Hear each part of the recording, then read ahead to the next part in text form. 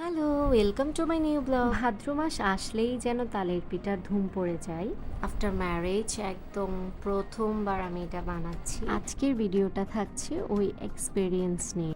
যেহেতু আমি তালের রসটা স্টোরেজ করব, তাই আমি এখানে দুটো পাকা তাল নিয়েছি। এটাকে আমি ভালো করে আগে ধুয়ে নেব। এবার আমি করছি, প্রথমে তালের অংশটা নিয়ে নিচ্ছি, একদম মুখের মধ্যে যেটা আছে ওটা। এরপর পুরোপুরি আশেপাশে যতটা আছে সবটা একদম ছাড়িয়ে নেব। প্রথম দিকে এটা সহজ মনে হলেও না, বাকি শেষের দিকে তালের খোসা ছাড়াতে একটু মোটামুটি কষ্ট হয়েছে, কারণ এটা একটু হার্ড টাইপসের ছিল। এরপর আমি তাল থেকে 3টা করে বিচি পাই, মানে টোটাল 6টা। এবার এগুলোকে আমি স্টিমারের সাহায্যে এগুলো থেকে রসটা বের করে নিচ্ছিলাম। আমার মনে হলো যে এটা টাফ আছে, মারা আসলে বানিয়ে দিত, ব্যাস খেয়ে নিতাম। এরপর বাকিটার তো খোঁজ রাখতাম না, বাট এখন একটার পর একটা খুব মানে স্টেপ বাই স্টেপ করছি, তাই বুঝতেও পারছি। এখন চালের গুঁড়িটা ব্লেন্ড করার পালা। আমি এখানে অল্প পরিমাণে চাল নিয়েছি, এগুলো ভালো করে ব্লেন্ড করে নিচ্ছি, কারণ আমার এখানে পিঠায় দেওয়ার জন্য চালের গুঁড়ি প্রয়োজন ছিল। তো ওই চালের গুঁড়িটা এখন করে নিচ্ছি। যেহেতু এখানে আমি 2 রকমের পিঠা বানাবো, তাই আমি দুটো বক্স সেপারেট করে নিচ্ছি। দুইটাতে একদম সেম পরিমাণে আমি তালের রসটা দিয়ে নিচ্ছিলাম। এখন আমি তালের রসের সাথে দিয়ে নেব চালের গুঁড়ো, আমার পরিমাণ মতোই কিন্তু সবটা। এরপরে ময়দা।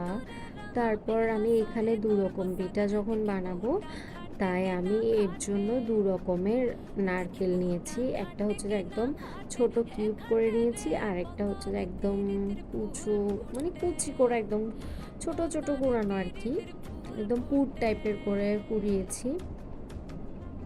তারপর এখানে স্বাদ মতো নুন, চিনি, আর এখানে আমি ইউজ করব আখের গুড়। চিনির সাথে আবার আখের গুঁড়ো ইউজ করা যায়। মোটামুটি আমি টেস্ট ভালো আসার জন্য এখানে 2 রকমের মিষ্টি ব্যবহার করেছি। তোমরা চাইলে এখানে যে কোনো একটা করতে পারো, দুটার মধ্যে একটা স্কিপ করাই যায়। এখন আমি এটাকে ভালো করে মাখিয়ে নিচ্ছি। এটাকে তোমরা যতটা ভালো করে মাখাতে পারবে, এটা কিন্তু ততটাই ভালো আর ফ্রেশ হয় আর কি খেতে। ও হ্যাঁ, আমি না এখানে বেকিং পাউডারটা আগে মেশাতে ভুলে গিয়েছি। তো এখন আমি দুটোর মধ্যেই 2 বক্স যেগুলো রেখেছি, ওগুলোর মধ্যেই ভালো করে একদম বেকিং পাউডারটা দিয়ে আবার মিক্স করে সবটা, এরপর বক্স করে রেখে দিব প্রায় ধরো না 30 মিনিটের মতো। তোমাদের হাতে যদি সময় থাকে তাহলে তোমরা এটা দুপুরে করেও রেখে দিতে পারো। আমি নর্মালি মাকে দেখতাম, মা এটা দুপুরের দিকে করে মাখিয়ে রাখতো, এরপরে বিকালে বানাতো। আর এখন তোমরা দেখতে পাচ্ছ এখানে অনেকগুলো কলা পাতা। এই কলা পাতাগুলো আমি আমার জামাইকে আনতে বলেছি, সে তো বউকে এতই বেশি ভালোবাসে, অনেকগুলো কলা পাতা নিয়ে চলে এসছে। আমার যদিও অতটাও প্রয়োজন ছিল না, আমি আমার প্রয়োজন অনুযায়ী কেটে নিয়েছি। অল্প পরিমাণে আমি একদম বাদামটা ভেজে নিয়েছি। বাদামটা আমি শুধুমাত্র এখানে ব্যবহার করব মুখে বড়া যেটা বানাবো ওটার জন্য।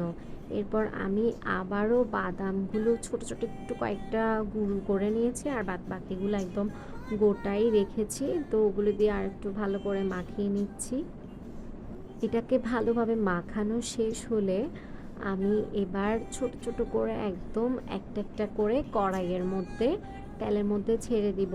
একদম, যদিও আমি পিচ্ছি পিচ্ছি করেই করেছি, বুঝতে পারিনি প্রথমে এটা সাইজটা আমার কতটুকু দেওয়া উচিত। তো আমি তো নর্মালি একদম ছোট ছোট করে প্রথমে করে নিয়েছি কয়েকটা বেশ। এরপরে দিকে করে আমি আবার মোটামুটি বড় সাইজের করে বানিয়েছি।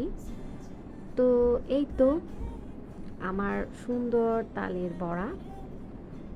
এটা একদম প্রথম পার্ট, একদম ছোট ছোট যেটা করেছি ওটাই। আমি না ফেসবুকে দেখেছি অনেকে তালের বড়া বানিয়েছে, ওগুলো নাকি শক্ত হয়ে গিয়েছে, ফেলে দিতে হয়েছে এমন কিছু, যদিও আমার ফেস করতে হয়নি, আমারগুলো নরমই হয়েছে। তো এবার আমি এখন এখানে কলাপত্র পিঠা রেডি করব। তার জন্য আমি ওই কলাপত্র পিঠার মধ্যে মানে যে ময়দাটা চালের গুঁড়ি তালের রস দিয়ে মাখিয়েছি, তো ওখানে একটু ঘি পরিমাণ মতো দিয়েছি, এরপর আবার আমি এটা নাড়ালাম। এখন আমি যেটা করছি সেটা হচ্ছে যে আমি আমার কলাপত্রের সাইজ অনুযায়ী ওখানে অল্প অল্প করে যে পিঠার জন্য যে ইয়াটা মাখিয়েছি ওটাই দিয়ে ভাঁজ করে সুন্দর করে আমি এইভাবে প্রত্যেকটা করে নিয়েছি। এরপর এখন একটা পাত্রের মধ্যে আমি একটি স্টিমার বসালাম। এরপর এই বক্সটা কিন্তু আমি এরকমভাবে দিইনি, মানে এটা আমি ঢাকনাটা খুলে দিয়েছি, তবে এই একদমই এই শেপের মধ্যেই হয়েছে সব কিছুই। তো আমি এটা মোটামুটি 25 থেকে 30 মিনিট পর্যন্ত, এমনিতে বরাবর আই থিঙ্ক 30 মিনিট পর্যন্ত এটা আমি ভাপে সেদ্ধ করে নিয়েছি। এ তো আমার ভাদ্র মাসের পিঠা, যদিও আমার লেট হয়ে গিয়েছে আপলোড করতে, কিন্তু এটা আমার ভাদ্র মাসের মাঝখানেই করা। তো ওকে আমি জিজ্ঞেস করছিলাম যে আমার হাতে এই প্রথম, তাও আবার পিঠা খেয়ে তোমার কেমন লাগলো। অনেক বেশি তো সে খুশি, কারণ আমার পরিবার থেকে অনেক দূরে থাকি, তাই আমরা এগুলো সচরাচর ওইভাবে পাওয়া হয় না, যেহেতু তো মাও নেই, তাই এসব একদমই পাওয়া হয় না। তো ওই দিনই আবার আমার অনেক বেশি রসমালাই খেতে ইচ্ছে করছিল। ও কুমিল্লা মাতৃভাণ্ডার থেকে রসমালাইটা আনিয়েছে। তো আমার ব্লগটা কেমন লাগলো সবাই জানাবে। ভালো থাকবে।